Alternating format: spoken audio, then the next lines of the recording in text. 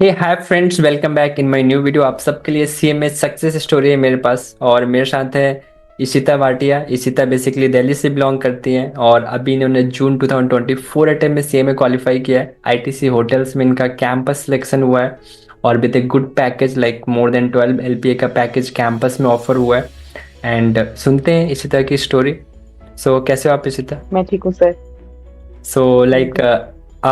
आपकी first offer आपको campus से मिली है, आपने कंपनी भी ज्वाइन कर ली है और अभी आप ऑडिट पे भी हो, तो like how is your feeling? हाँ जी। Sir it is next level. I never expected कि ऐसे मुझे इतनी बड़ी कंपनी से ऑफर मिलेगा। First of all I was not expecting कि मेरे को कैंपस से ऑफर मिल जाएगा। तो यही बहुत बड़ी चीज थी, तो बहुत ही अनएक्सपेक्टेड था वो मोमेंट मेरे लिए जब मुझे ऑफर लेटर साइन करने के लिए बोला उन्होंने आईटीसी होटल्स ने। सो तो लाइक बहुत ही जब आपने अपने फैमिली को बताया, अपने मम्मी पापा को बताया, like how was their reaction कि आपका आईटीसी होटल्स में सिलेक्शन हो गया है? तो वो बहुत ही ज्यादा खुश थे बिकॉज कोई भी एक्चुअली मैं और मेरे पेरेंट्स कोई भी एक्सपेक्ट नहीं कर रहा था कि I will get a job from campus because my marks were less. तो मैंने और that too on day one of campus, so मेरे को सब मतलब सब बहुत खुश हुए। My entire family, my parents, everyone. Okay. And like मेरी मेरी मतलब आपकी जर्नी जो मेरे साथ थी 1 मंथ की अप्रोक्स का, वो आपको कैसा लगा? लाइक मेरी मेंटरशिप कैसी लगी आपको?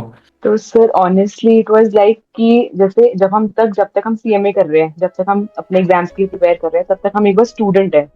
और जैसे ही हमारा सीएमए फाइनल क्वालिफाई हो गया, एग्जाम्स का रिजल्ट आ गया, उसके बाद now we have to sit for campus placements, और even if not for campus placements we have to look for jobs.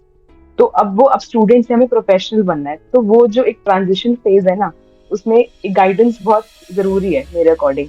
तो I think you were the right mentor for me in that particular stage. और मतलब क्या, long story cut short अगर ये बोलूँ तो यही है कि अगर आपकी मैं क्लासेस नहीं ज्वाइन करती तो I wouldn't have been sitting here right now, मतलब आईटीसी में, बिकॉज वो गाइडेंस बहुत ही जरूरी है from that student to a professional जब ट्रांजिशन करते हैं हम लोग।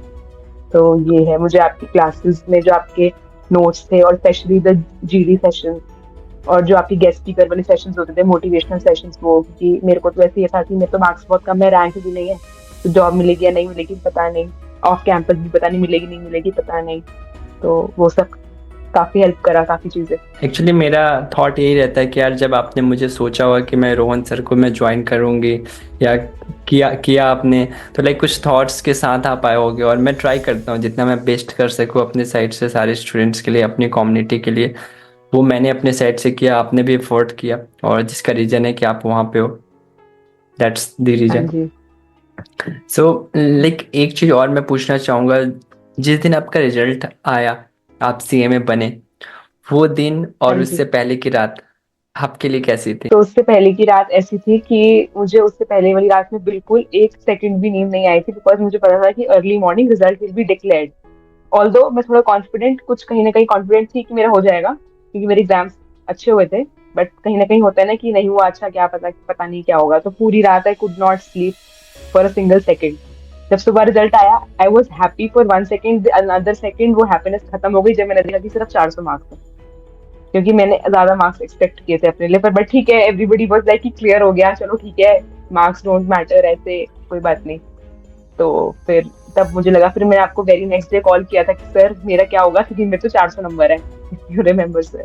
तो आपने बोला कि अब जो हो गया leave it, now you focus on what is in your hand, कि अब अपना बेस्ट दो। तो वही मैंने किया। तो ग्रेट। तो आप, आई थिंक आप ऑलरेडी मेरे से कनेक्टेड थे पहले से, राइट? हाँ जी, हाँ जी, मैं आपसे पहले से कनेक्टेड थी। ओके। सो हम बात, सॉरी, आपका कैंपस एंड आपने बताया आपके रिजल्ट के बारे में। अब थोड़ा सा बात करते हैं आपकी सीएमए जर्नी, जो एज ए स्टूडेंट लाइफ था आपका। तो आपने हाँ जी। सीएमए कोर्स को कब और कैसे ऑप्ट किया? लाइक आपको कैसे मालूम चला, या आपको क्या लगा सीएमए कोर्स में खास, जिसकी वजह से आपने सीएमए कोर्स को चूज किया? तो उससे ऑनेस्टली मेरा कोई बैकग्राउंड भी नहीं है, ना ही मुझे किसी ने सजेस्ट किया सीएमए के लिए। ये मेरे साथ हुआ कि जब कोविड चल रहा था 2020 में, तो मैंने सोचा कि, और मैंने ना बीकॉम ऑनर्स, मेरा ग्रेजुएशन नहीं है, मैंने बिजनेस इकोनॉमिक्स किया हुआ, that is also a professional degree in अच्छा। My graduation.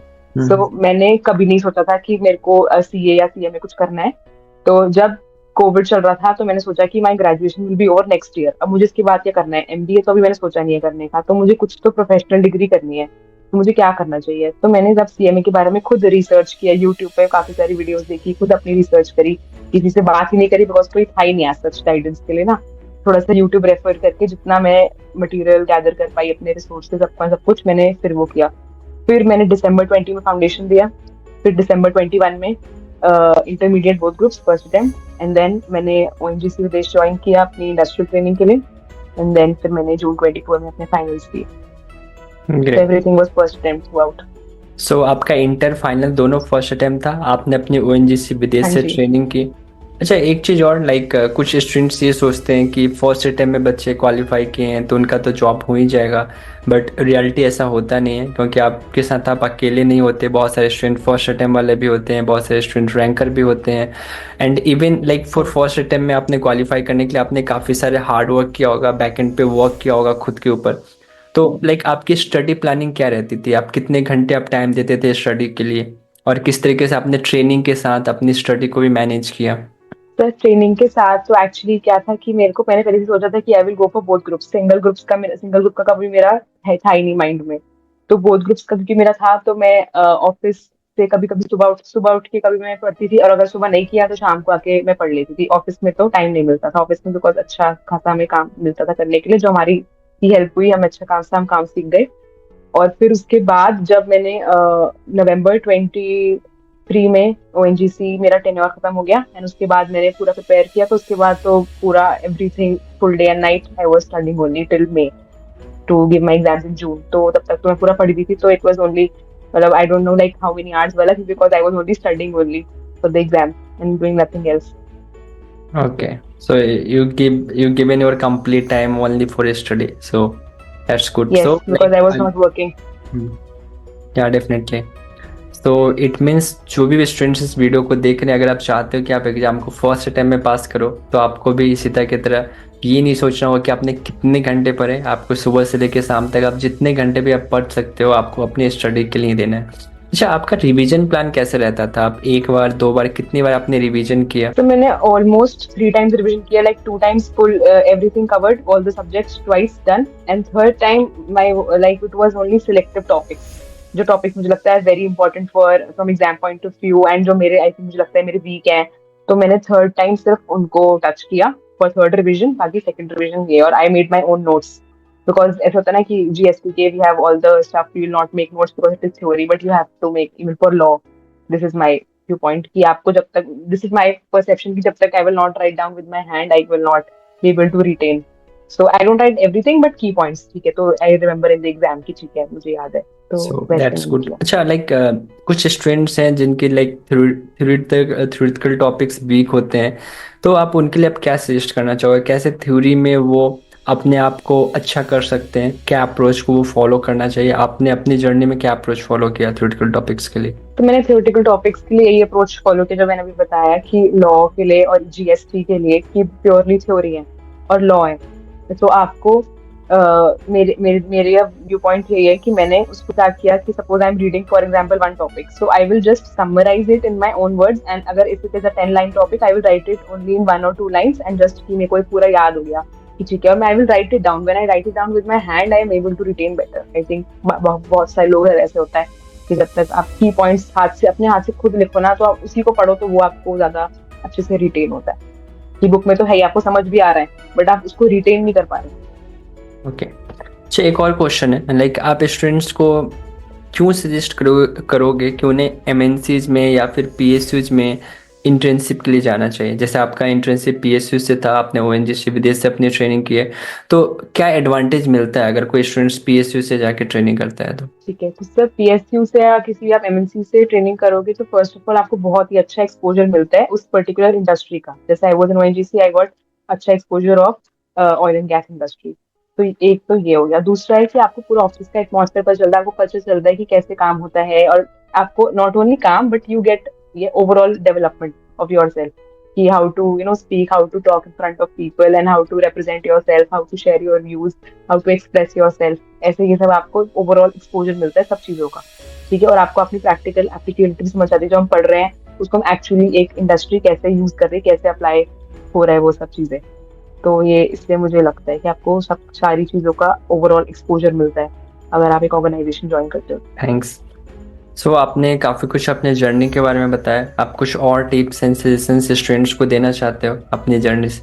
तो मैं टिप्स और सजेशन तो यही देना चाहूंगी कि आई एम मतलब माय पेरेंट्स से that I sometimes I am over confident वाला, but I am not that like type of person. I am confident कि ठीक है मैंने जितना पढ़ लिया उतना है, ठीक है I feel confident in that thing. और even for the interview also कि जितना है ठीक है, I will now if I don't know the answer I will be confident कि हाँ yes sir I don't know, please give this question for me. ऐसे मतलब be confident and believe in yourself. whatever will happen with you will happen for the good. You will not realize it today, but down the line you will realize कि हाँ this happened for the good only. So वही एक positive mindset से great, approach करना। Great. So thanks for sharing all the stories, all the journey, and all the learning of your life within just 15 minutes. So I hope this video, like students will enjoy this after watching this video, and they will also follow the same steps in their life. And आप भी अपने life में काम करते रहो, कभी भी कुछ लगे आप मुझे पिंग कर सकते हो। एंड जैसे मैंने Sure, पीयूष को sir. भी बोला है अभी कि like when you both will come to Gurugram, so then we will try to meet. Okay. Yeah, sure, sir. We'll be back after 1 month maybe. Okay, then bye bye, take care and all the best. Okay, sir. Thank you. Thank you, sir.